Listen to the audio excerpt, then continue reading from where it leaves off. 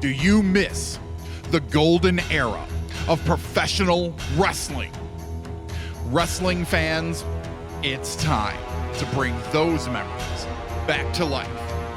To take you back to the legendary arenas, the chair shots, the foreign objects, good versus evil, all the heroes you loved, and the villains you love to hate, and the blood.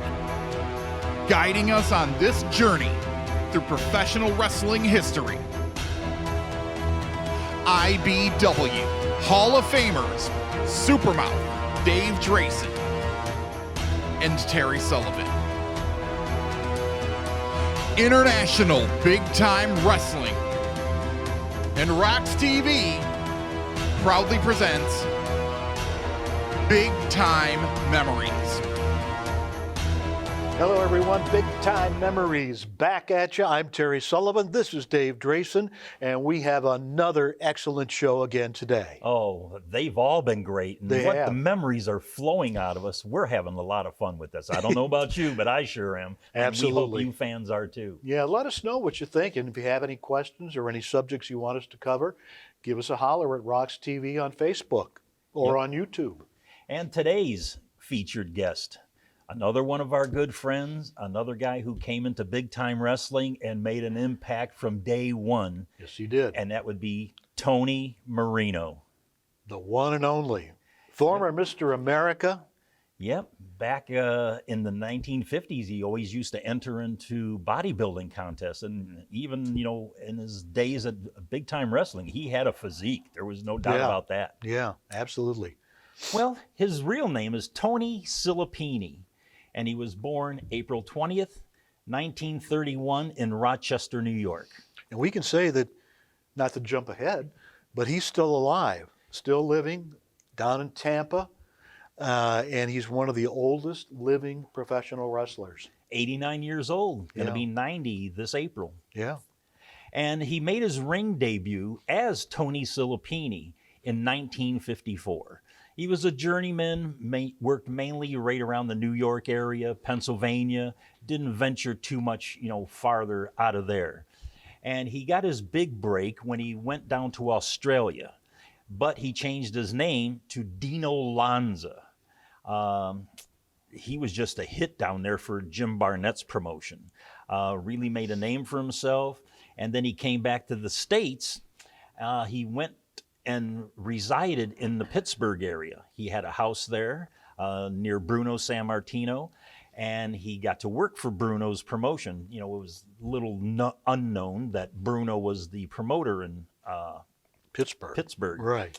So he gave Tony an opportunity, but he didn't want to have him as Dino Lanza or Tony Silipini. And this would have been in 1966, right at the craze of ABC TV when they had the show Batman. So Tony got a whole outfit made up as Batman, and he made his debut in Cleveland as the Batman on March 31st, 1966 at the Cleveland Arena against Paul de Gaulle. Problem was, a week or two into his stint as Batman, ABC said, pow! American Broadcasting Company says, this ain't gonna happen. So he had this persona as Batman going, so Tony was smart. He just added a T. So right. It's B-A-T-T-M-A-N. These high-priced lawyers that said you can't call yourself Batman, but it's okay if it's two T's. We're stuck, we're stymied. And he was such a hit on the East Coast and mainly in Pittsburgh area with this, that he decided, I've got to have a Robin. Yeah, that's right. And he did. He found this journeyman wrestler by the name of Johnny Fody. And if you go back into the record books of big time wrestling in 64, 65, and early 1966, Johnny Fody was an enhancement talent for the Sheik's promotion here. So he put on the Robin outfit But he didn't wrestle a lot. You know, there's pictures in the magazines that show Tony and Johnny Foti as Robin, but he really didn't wrestle a lot. Yeah. So, and you know, one interesting sidelight is that while Tony was Batman in Pittsburgh and for the WWF on the East Coast, there was a Batman here for Big Time Wrestling, but it wasn't Tony Marino. No, it wasn't.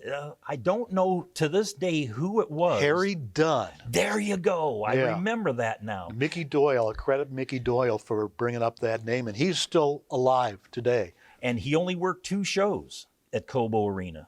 And then the same thing happened. You know, she got a cease and desist from ABC TV, none of the Batman thing. So if he would have, you know, been smart, he could have added 2 T's and it'd be BATTMAN and still could have, you know, had his gimmick going. But Tony Marino, as Tony Marino, he had a one-off match. He was here one time in 1968 for a one-shot deal. And that was it. You know, we, you know, came in and was gone. It never really, you know, made an impact at all until let's see, it would be December 4th, 1971. He made his return to Cobo Arena, and he teamed with Ben Justice against the Love Brothers. And really got over. The people loved him. Fans just loved him. Yeah. And over time, you know, as we mentioned before, his matches against Killer Brooks are some of the greatest memories, you know, I have of brutality, of blood, of just bludgeoning. They just beat each other to death. They absolutely beat the crap out of each other on a regular basis, nightly basis. Sometimes Marino would get the victory. Sometimes Brooke would get the victory. Sometimes Marino got disqualified. Sometimes Brooke got disqualified. And there was times they both got disqualified. Right. But people went home and they talked about those matches for years. They would come back in chain matches, strap matches, lumberjack matches, Texas death matches, Italian death matches, stretcher death matches, and it never solved it. They were the most frequent opponents each other had for a number of years, and it was guaranteed box office basically. Oh, and the road trips with him. You know, I think we mentioned one time the time with Bobo Brazil going up to Toronto, you know, to Maple Leaf Gardens, and, you know, him driving and, you know, sipping on Bobo's Canadian Club and talking with his hands and going all over the road. It was a joy to be with him on the road. It was always fun. He always had some great stories, and we, you know, had a lot of great laughs. And you talked about this ticket that you guys almost got that time in Bobo's car. I have a similar story about Marino in my car.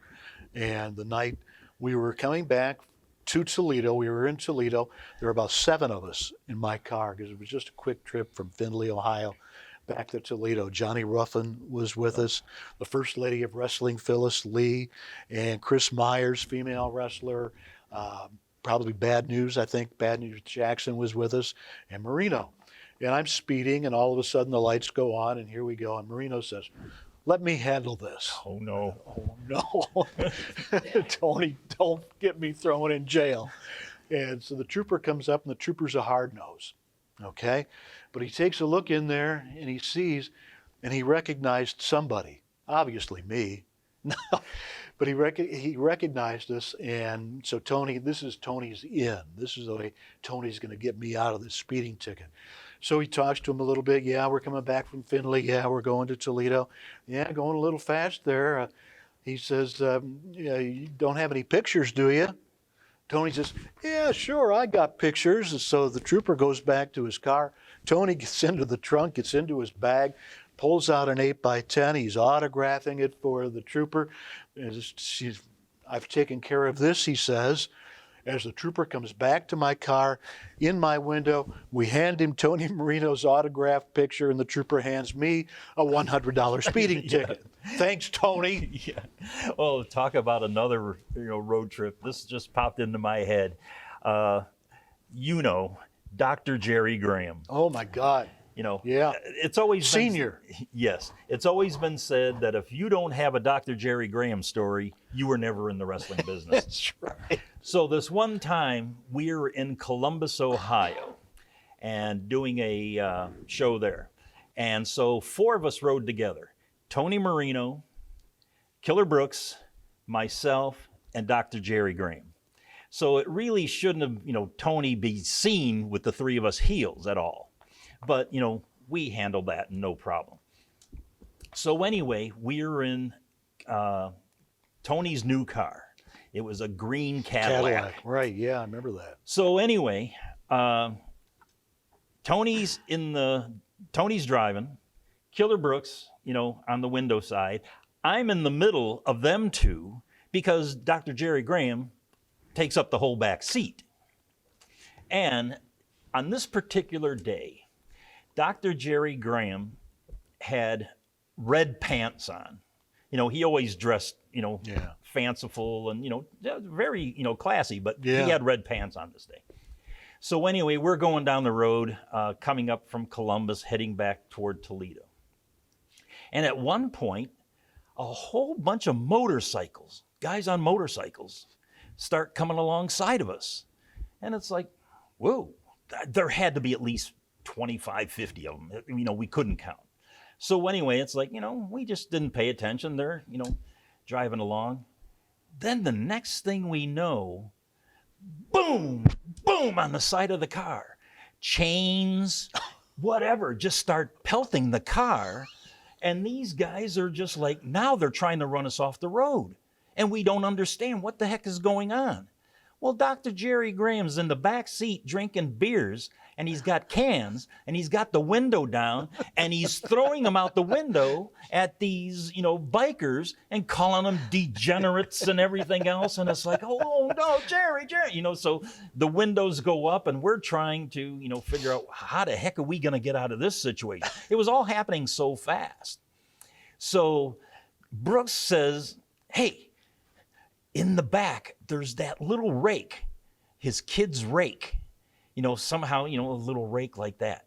So he rolls down his passenger side window. He says, Dave, turn sideways, clamp onto my legs. So he goes halfway out of the car. Well, the bikers couldn't see it because we were in the right-hand lane. So he leans out the car and he says, roll up the window. So I, you know, roll up the window as far as I can. So he's, you know, tied in, you know, to the car.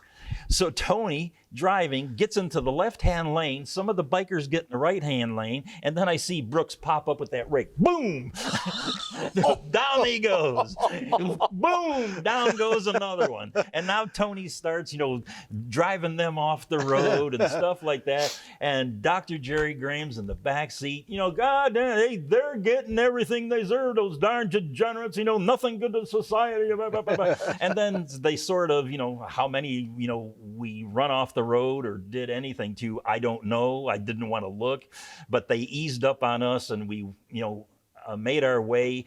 And the very first rest stop, you know, we came to, you know, we got out and, oh, geez.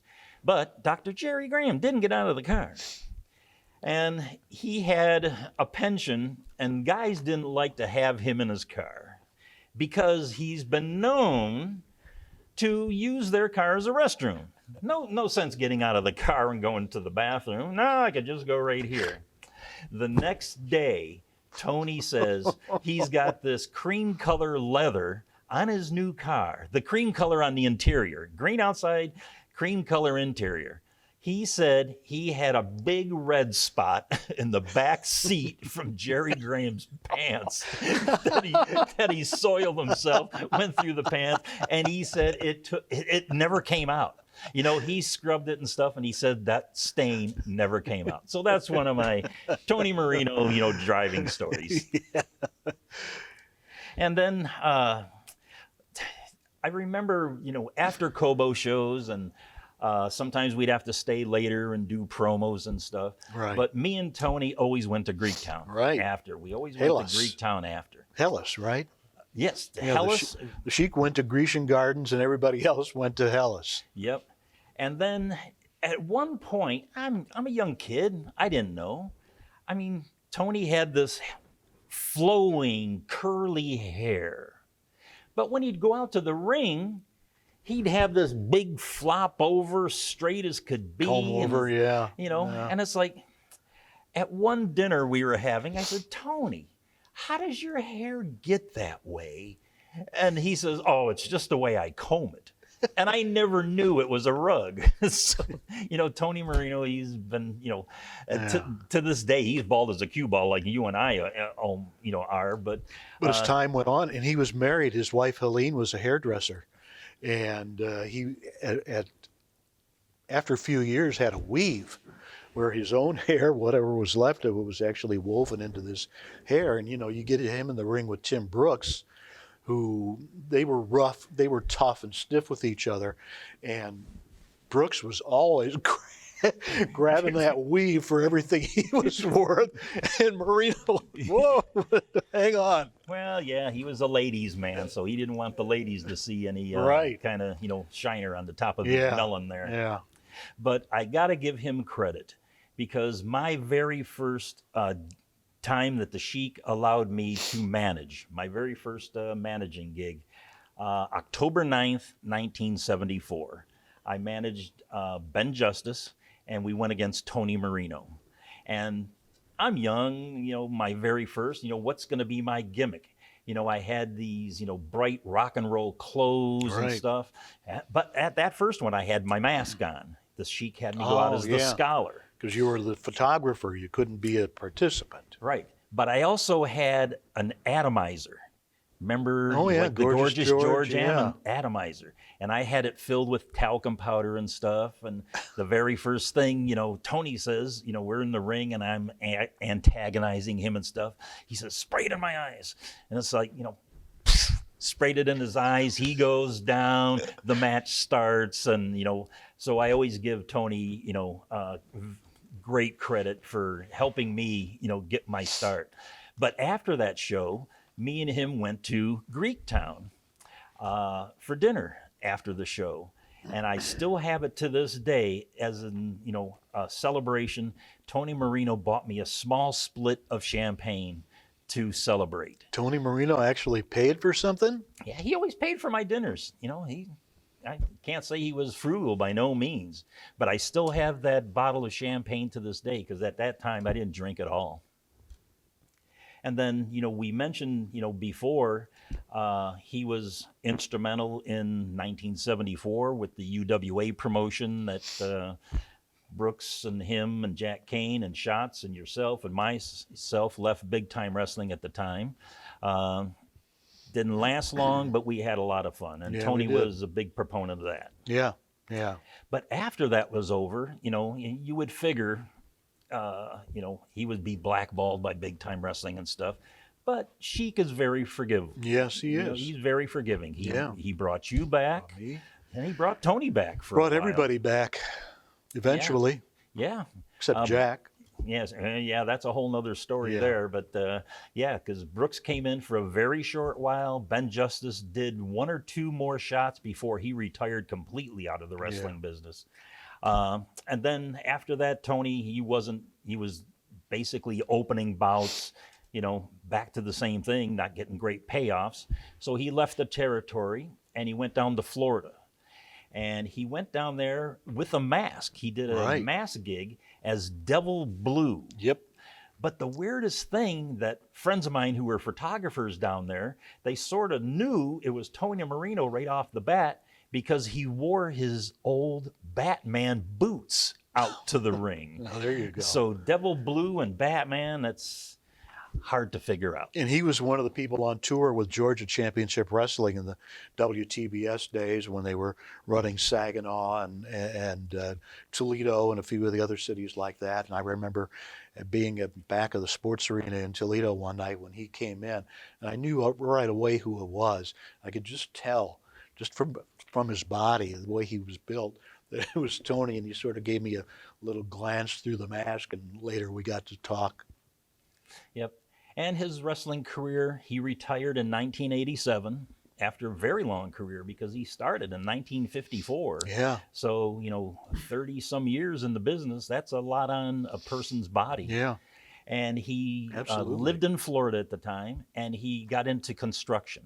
He was working for a construction business. You know, what he did, I have no idea, but I knew, you know, like you said in another episode, that, you know, guys didn't have health insurance or anything. So Right. this provided him an opportunity to have health insurance and, you know, really a steady Yeah. payoff every Yeah, week. absolutely. And he lived in the Tampa area, and he always attended in the last few years these Legends luncheons that a friend of mine puts on there. Barry Bryan. Rose Oh, and yeah. Pete Lederberg.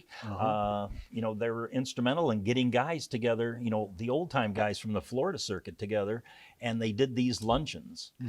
And Tony still lives down there. He hasn't gone to the last couple because he lives in a nursing home right now. His health is failing a little bit. But how about the pictures of him, though? I mean, the hair is gone. The hair's But other gone. than that, he still has the big barrel chest. Still looks good. Still looks like he could go a few rounds. Yeah, probably. You know, I wouldn't want to tangle with him. No. You know, but No, he was a tough man. it would have been great to have a fan convention with Tony Marino and Killer Brooks there. Yeah. Boy, that could have been great to see. Yeah. But in closing, Terry, as always, can you pay tribute to Tony Marino in the way that you only can? Sure will. Ladies and gentlemen, from Italy at 245 pounds, Tony Marino.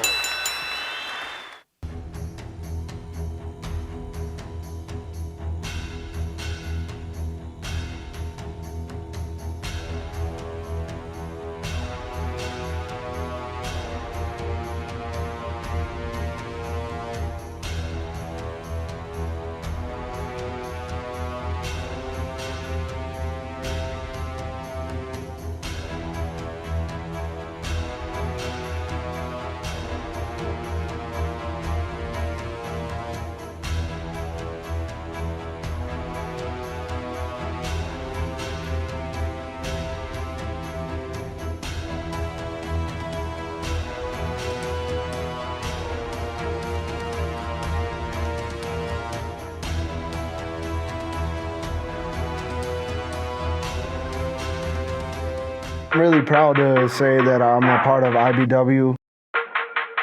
I take pride in IBW that we are a family-run company.